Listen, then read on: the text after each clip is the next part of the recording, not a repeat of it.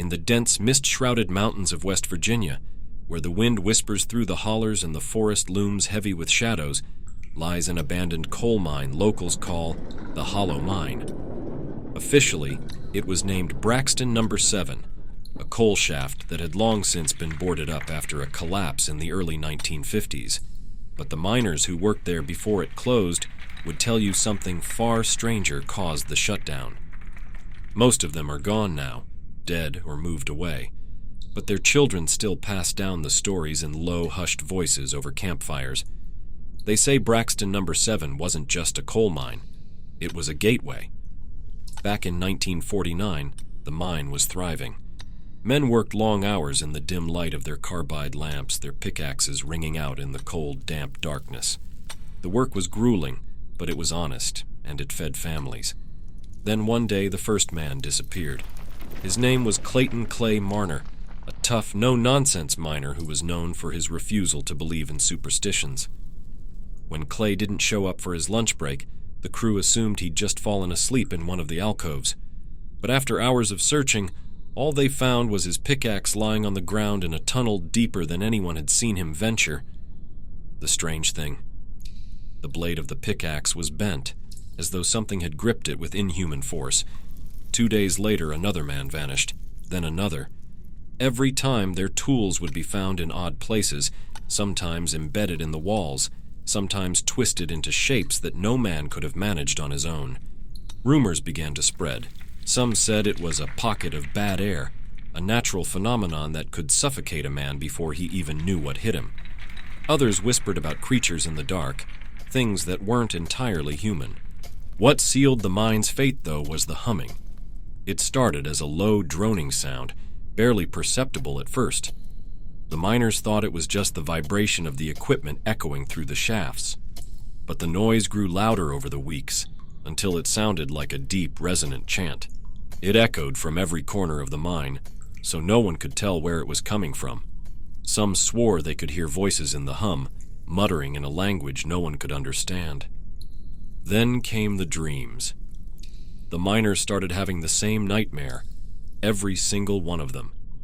They'd see the mine collapsing around them, the walls turning into fleshy, pulsing things that oozed black tar. In the center of it all was a figure, tall and gaunt, with a face that flickered like a dying lamp. Its eyes were hollow pits that seemed to pull the dreamers toward it, whispering promises of power and riches if they dug just a little deeper. Those who had the dream would wake up screaming, clawing at their throats as if choking on coal dust. Several of them quit on the spot, but for many, it was already too late. They had been marked. On December 12, 1950, the humming reached a deafening crescendo. The remaining miners, those who hadn't fled or gone missing, refused to enter the shafts. The foreman, a stubborn man named Emmett Harlow, forced them in at gunpoint. "Ain't no ghost story gonna shut us down," he snarled. By midday, the mine collapsed. The official report blamed unstable ground and unsafe practices, but the surviving miners told a different story. They claimed the walls had moved, closing in like a living thing, trapping their co-workers. Some swore they saw arms, too long, too thin, reaching out of the shadows to drag the screaming men into the earth. Only 3 men made it out alive, and all of them were institutionalized within weeks. None of them ever spoke again. The mine was sealed and the town did its best to forget. But the forest around Braxton No. 7 never seemed quite right after that. Hunters report strange sounds, low humming, just like the miners described, and animals avoid the area entirely. On certain nights, people claim to see faint lights flickering near the entrance, like lanterns swaying in the dark. Last year, a group of teenagers dared each other to break into the mine. They found the boarded-up entrance and pried the planks loose. According to the sole survivor, a boy named Jacob, they didn't get far before they heard the humming. Jacob said it wasn't just a sound. It was inside their heads, vibrating in their skulls, filling them with a terrible, nauseating dread. He swears he saw shapes moving in the dark, tall and thin, with hollow, flickering faces. The others didn't make it out.